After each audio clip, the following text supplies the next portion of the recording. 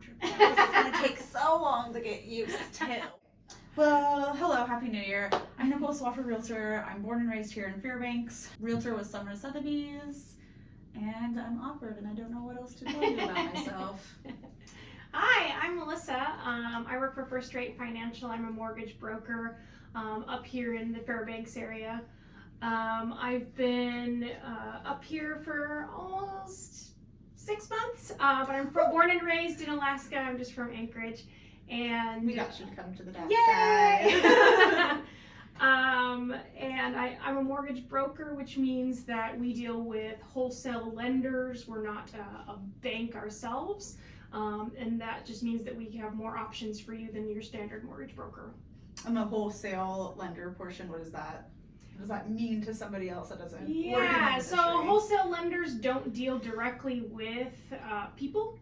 They deal directly with brokers. So what we do is we do all of the human things. We gather documents, pre-approve you, and then send things in to this wholesale lender. They then underwrite the file, the transaction, and then they will fund the loan. Gotcha. Okay, so it's different from when someone goes to Denali State Bank and they're doing that entire process. Yes. You're kind of doing the legwork and then sending it out to them. Correct. Okay. Yes. Just want to make sure, because I know when I go to explain that to people, they don't quite understand, and I just have to tell them, instead of you shopping around for rates, let them do it. Yeah, exactly. Let somebody else do we that have for access to multiple lenders, so we can shop you around for unique situations. If you go to, for example, Denali State Bank and they say no, that's just a no. If you come to a broker, I have multiple banks that if one of them says no, maybe another one will say yes. Yeah. So the topic for today is income and taxes. It's the beginning of the year. I feel like it's a very good topic to start on. And there's different incomes that can be utilized. But I think the big question for a lot of people is they have rental incomes that maybe they purchased last year, or they've come up on a year and they want to go purchase again. Right. And when can they actually use their rental income for that? That's something I want to talk about quick today. And then also being self-employed, someone like me, when can I apply for a home? All those good things. Right. But yeah, income. I'll let you kind of start. Yes, let's talk about income. It is one of the cornerstones of every mortgage loan. There are three. There's income, your assets, which is your down payment, and then your credit. So income is very, very important. Now, with respect to rental income, you're talking about if you own a home and you want to buy another one and keep this other home as a rental, you are allowed to use what it's called vacating rent, and that means that the house you're leaving, you're going to rent it out and with a lease agreement for somebody, and you can use that rent to offset your mortgage payment, which is pretty cool. It is cool that you don't have to have this whole payment held against you, right? Because in the mortgage world, it's all about your debt to your income. So if you have a mortgage payment, that's a debt and that's against your income. But if you're able to use rental income, that can offset that. What about so I know that the FHA and the conventional VA, they're all different. They're all a little different. Yes. And we had the new loan program with Fannie Mae. Was it the 5% down now with if you're going duplex? Like our one client that wanted to do it? Yeah. Okay, Yeah. So what are the differences, I guess, for each loan? What was the rule and what's now the rule that we can use? Sure. So VA, it's pretty straightforward. You can use vacating rent just with a lease agreement. You show 1 month's rent received, and you can use that, whatever that lease agreement rent is. FHA is the tough one. That's a little bit harder to use. So FHA is a dream. FHA But it has a lot of hang-ups on it too. Yeah, it does. It's a really great program and it's helped a lot of people get into homes. But typically you're not going to go FHA if you're buying a secondary home, right? Yeah. You just aren't, right? Yeah. Typically not. It's more of a first-time home buyer program that we tend to use. And so FHA, you can't use vacating rent unless you move over 100 miles away. Okay. So Are you gonna do that? I mean, you can up here in Alaska. Yeah, like, it's not that hard. You know, honestly. shoot, that's pretty easy. But Yeah. it's not always the case. We just live in a unique place that you can do that. But that means your job is 100 miles away. You know, you're making a big move, right? And then conventional financing was just kind of just the catch-all for everything else that's not a government loan. Is vacating rents you can use those just like you can with VA. You just get a lease agreement in place. You show first month's rent receipt, and that's it. You can use that income. So for FHA, if they bought 1 year ago and they're not necessarily using FHA again, and they went conventional, they can use their FHAs, or they can use that house's. Correct. Okay. Sweet. Just want to make sure. Yes. If you were using FHA again, or if you say, for example, you had a conventional loan before and now you wanted to use the FHA loan, you wouldn't be able to use that vacating rent. She said no. That's a no. That's a no. We don't do that. Yeah, they're pretty strict about stuff like that, because the FHA program is not meant for building a book of real estate. Yeah, and neither is VA. And neither is VA. Although there's situations, and I've done it personally, where you can go duplex to triplex, or single family to duplex and get that investment, but you've got to have reasons for it. It's not easy, and you take a big gamble doing something like that. But I love to gamble. I love to take my chances. Honestly, if my clients are down for it, I'm down for it. I mean, we might as well try. Yeah. That's my big thing. Is you might as well try. You never know what can happen. So what about people that side hustles? That's like the big thing, right? Side hustles. Self-employed. Side hustles. So to use self-employed income for any loan program, all of them require 2 years filings on your tax returns. Because if you think about it, you're self-employed. You could make up whatever you really could, whatever income you want. So it really comes down to what's on your tax returns. What are you claiming on your Schedule C, or if you're doing it as a corporation, just depending on how you file your taxes. Typically, it's Schedule C for most standard self-employed. We cannot give any legal or tax advice. So we cannot explain any of no that. But tax advice given here. Advice. However, what you have listed on your Schedule C with either your profit or your loss for the year from the small business that you own, that's your number. That's your number of income for the year. So right now we're rolling into a new year. So for example, self-employed people, if they were to file this month, all we would need is 2022 and 2023. If you've not filed 2023 yet, then you would need 2022 and 2021. Okay. So there's some movability there when we're kind of in a fresh year, because maybe if the business didn't do great in 2023, for example, and you just haven't filed yet, but the last 2 years were great, we can use those. So for someone, that's commission-based, such as me or a car salesman or something, we need 2 years, but it's saying if I went to go buy, I wanted to buy right now, the perfect house just came up, I could give you 2021 and 2022. Correct. Okay. Yes. And technically we wouldn't have to show 2023 until after April 15, unless you file an extension. Okay. So you do have some time to not show your 2023 tax. But if you're a W-2 employee, it's pretty straightforward. W-2 is a whole different story. Yeah. The self-employed is the one that it'll get you if you aren't filing your taxes with your business income on it. Sweet. And then those W-2 employees, it's pretty simple when the new year rolls around for them. They can just last 2 taxes and some pay stubs to prove they still work there. Yeah. So for W-2 employees, typically what we'll need for income proof is just a month's worth of pay stubs. So if you get paid twice a month, 2. If you get paid weekly, you'll need 4.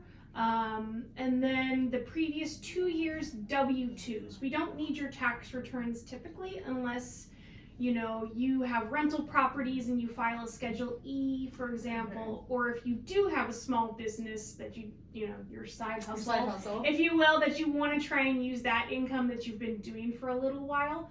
then we'll need your tax returns. Otherwise, you typically don't need them if you've got 2 years W-2s and a pay stubs. Sweet. Mm-hmm. Do you feel like that was a good quick recap on some quick tax and income things? Mm-hmm. Do you feel like you have anything else before I get into? I wanted to do a little bit of job history also with the income and stuff. So if there's anything else. have one more thing. So this is a common thing up here in Alaska, right? Where we've got these guys and gals that work up on the slope. I had a feeling that was where you were going. I had a feeling this because it's really important. It's a unique situation with a rotational schedule, and I know that a lot of these men and women make buckets of money, right? Oh, and so it's they a lot, yeah. they have a really great income, and I know what they make every month.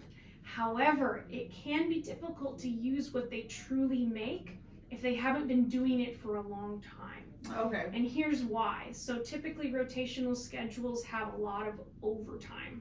You work 8 hours at your base pay, but then you work 8 hours OT per day, and you're working the whole time you're on the slope. So you've got mountains of overtime.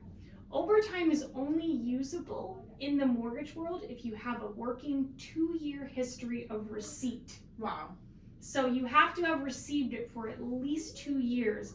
And it doesn't necessarily have to be the same job or the same industry. But if your previous employment did not get overtime, and say you've only been working there 6 months, I can't use any of your overtime.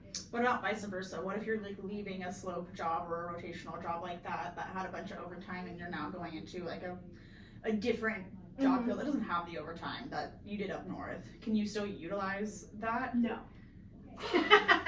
You broke my heart. I know, they get you on the way in and on the way out too, That right? really just broke my heart for some people, man. Yeah, if you switch jobs and you don't make overtime anymore, then you've left that salary that you once got behind. Man. So yeah, right. It's a lot to think about. How you can get there.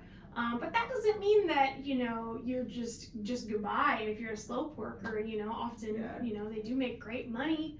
Yeah. For their base pay, and it's not nothing. So again, let a mortgage professional tell you if you're qualified or not. And so rotational jobs, they're going to kind of be tax dependent then on applications, because sometimes they go in rotation, sometimes they get laid off, sometimes different things happen with the slope work and stuff like that. So exactly, yeah, we'd have to look at your complete history. We need to look at you as a whole person. So you're in the mortgage world, it's all about 2 years. That's all it's about. 2 years. that's the window that we are allowed to look at. Okay. So once you get your good job and you're like, I can buy a house now, just think in your head, like it might be 2 years if you're not coming from like a sweet, and you're coming from a tip job or something, which there could be. Great. I was a barista for so long, and I loved the tips, and I felt like I was making great money, but I know, because some of my friends have tried to get a loan working at the coffee hut, and they're getting pre-approved. I mean, this was last year, I think, or 2021, approved for $120,000. That was with lower interest rates, and it's just because the tips are not, like, they don't tax the tips. Not all of what we're getting there, so it's not if you don't usable. Claim your tips, I can't use them. So tipped employees, please claim all your tips. I worked in the restaurant industry too. Yeah. I know. You just have to talk to your boss and tell them. I know why we do all the things that we do, but if you claim your tips, on your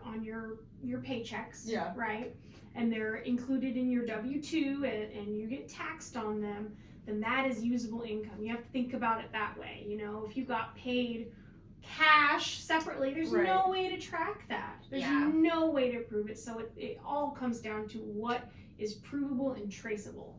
That makes a lot of sense, honestly. It's like lending someone money if they're like, I work under the table, I can pay you back. Yeah. I don't know exactly. What about all the cash I have in my safe? You want to talk about cash? I want to talk about cash because everyone loves cash, but you. Yeah, cash is tough. Cash is typically not usable in a transaction at all. Just so if I'm withdrawing, just being straightforward, it's extraordinarily hard to use. There are some instances when you can, but they are very rare and they occur when something happens. So, an example would be you sell a car for $5,000. Okay. This person gives you $5,000 cash. We can trace that. We've got a title for the car, so it proves that you owned a car. That you really did own the car. Owned a car. There's a bill of sale. You know, you guys write on there, so and so sold car to so and so for $5,000, and then you've got the cash that you're going to deposit in your bank account, and that's a traceable item that you sold. Now, selling furniture, not so much. So if you've got a yard sale and you get a bunch of cash because you sold a bunch of stuff, like there's just no way to track that down and prove any of it. That makes sense. At all. What about withdrawals though? Like if you withdraw like $500 a month, like every paycheck, and then all like over the course of 6 months, and then you're like, I have, you know, $12,000 here. No. Okay. It was worth a shot. Don't do that. I know that some people like to live on a cash diet, and I totally get it. Yeah. You know, because it takes it out of your debit card reach, right? Yeah. However, what that does is it does set you up for a tough position if you want to go buy a house. You've got to somehow get that money back in your bank account without having a massive because big deposits are red flags. Yeah. That's just, I know, like you said, there's people that like to live on that cash diet, and sometimes it's just like you gotta reevaluate, make yourself a little uncomfortable so that way you can get what you want in the future. Open a savings account that you are not allowed to touch and Yeah. shove money into it, you know, out of every paycheck or whatever it is you want to do. I swear I'll get more professional once this goes along. Yeah, so if you've got cash in a safe or in your mattress or whatever, let's talk about it because we can figure out what to do. We just might need a little time. What if my fiance had the cash in his safe? I'm not on the loan. Can I gift it as a fund to him? Or is that a little sketchy? That's a little sketchy because even if it's a gift, you still have to trace it. So giving a gift. You're right. We did have to trace it. I did trace that. It. So that's why I'm like, you got it. Money in a bank account. Yeah. Thumbs up. Money in a mattress. Yeah. Is hard. It to came use. from the bank account. It was a check and the whole thing. So it was traceable. Yeah. That makes a lot of sense. Okay. Mm-hmm. Anything else that you want to touch on? I feel like this is a quick. No. It's a good little. That's good. Video. Yeah. I feel confident with That's it. some good income stuff. Yeah. Anything else though that you feel like we? I think that's like a burning topic just for today. Just today, a burning topic that you want to get off your chest. File for your residential tax exemption. Oh yes. Okay. So residential file exemption. If you live in the home, you get an exemption on your taxes. Just because you're there. Just because you live there. File that. You have until I think it's the end of March. Yeah. And also, if you no longer have something as your primary residence and you've moved onto another primary residence, make sure you switch up that. Your insurance might change for your if you have a duplex and it's no longer your primary living situation, you're gonna switch your insurance as well, so that will go up as well. You might have to change some things in your escrow account. Lots of fun things that happen in January, but if you have any questions, you can definitely ask me, and if I can't answer them, I'm going to shoot you over to Melissa. It's what she does. This is her profession. I know tip of the iceberg stuff to guide you, but ultimately, talk Melissa to a lender. Is the one that, talk a lender. To your lender. And if Melissa can't do the loan program for you, we have somebody that does. I think you guys just don't do the Alaska Housing Finance. We are not. We cannot do Alaska Housing. Okay. So VA, conventional FHA, USDA. The USDA loans are hard. Yeah, I call USDA the Goldilocks loan. Oh yeah, I know. Because you gotta be. That's right. You gotta make enough money, but you can't make too much. Yeah, it's gotta be outside. It's gotta be outside of Fairbanks. Which is hard. To have a cheaper property. Yeah. And the affordability outside of outside of city limits is hard. They're tough.